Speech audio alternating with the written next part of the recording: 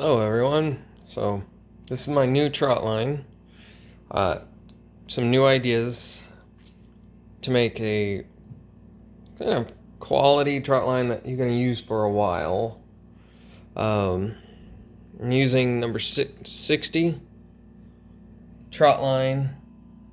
I found it at Bass Pro. I would have preferred tarred line. I think it holds up better, but sometimes you just got to work with what you can find. So anyway, Bass Pro has it. You can buy it online as well. I used beads. Found these at Walmart. Super cheap. I went with black.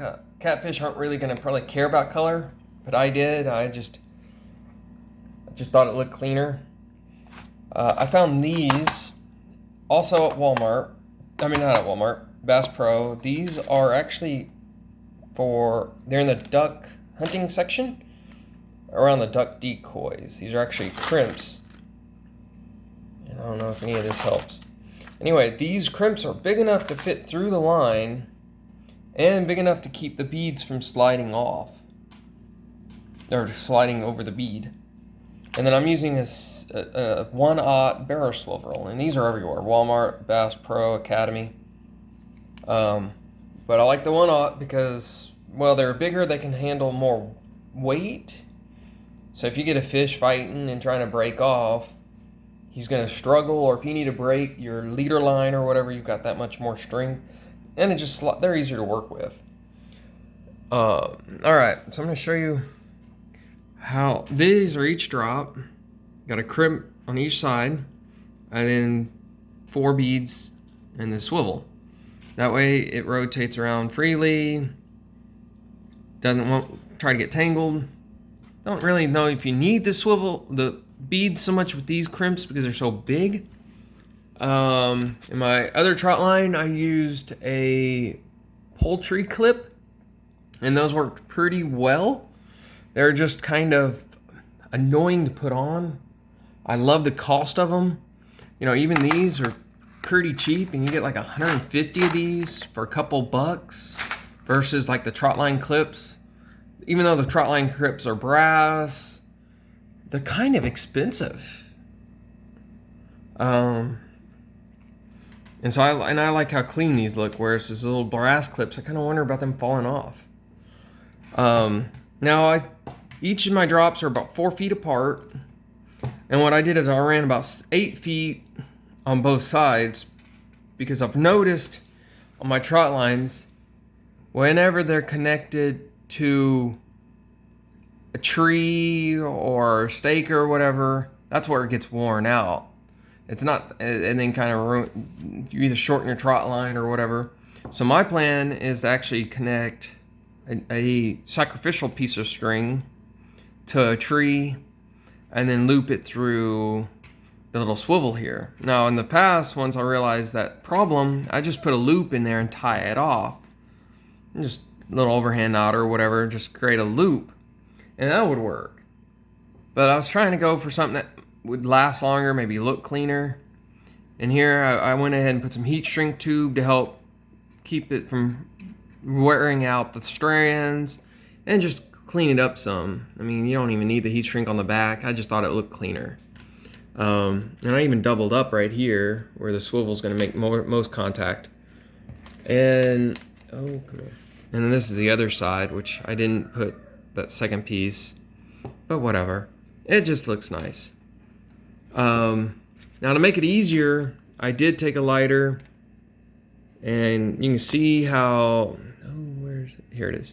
You can see how the heat shrink stops right here, but this is all black. And I took a lighter and melted and pushed down on it, on the fibers, to kind of make it thinner and stiff. So that way I can actually feed the clips and everything through it much easier. And that was super quick, because otherwise this line is so fat, it's a lot harder to slide the crimps through it. And I just gave myself about an inch or so, just enough to, you can see. There, Jesus, sorry about that. I'm gonna make some motion sickness. So You can see it easily slides all the way through. You can grab it on the other side. But, oops. So anyway, that's the idea, because I don't expect this to go from end to end. And this should last quite a while. My other trot lines that I used the same approach with the double beads and the poultry clips, and the trot line still works great. The only real problem is on the ends where it's kind of getting frayed and worn out. So I'm hoping, and I'll still keep using it, I'm hoping this will last longer. That one was also made with a little thinner trot line string, and this is a lot thicker. It should be a whole lot easier on the hands when I'm running it. Got a 6 or 8 pound catfish on the other end. Should just make life a little easier on the hands, because after you're in the water, your hands are wet. After a while, it does kind of turn your hands red. Anyway, that's my idea. Hope it helps someone out. If you got any questions, comments, ways to maybe do this a little easier, a little better, maybe cheaper, I'm all ears, man. Leave a comment below. I was looking for something cheaper than a Trotline clip, and I finally found those that were finally big enough. I was going to try using those crimps you use like for fishing for mono, as those are just too small. You can get these little crimps. Yeah, it's for mono or the steel leaders. You're fishermen out there, y'all know what I'm talking about. They're too small. They literally slide through the beads. And so I was excited when I found those crimps. Yeah,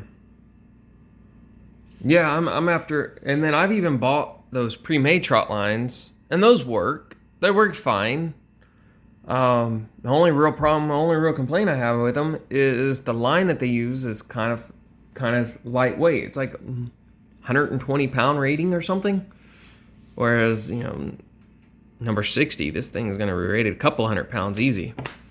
I put a 100-pound stringer on that, or leader, and that gets snagged up into something. I can just try to snap the hook, snap the leader, whatever, get my trot line back.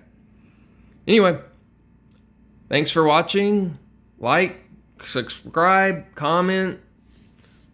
Let me know if you want to borrow any of these ideas, and I'd love to see pictures of what someone else comes up with. Talk to y'all later. Bye.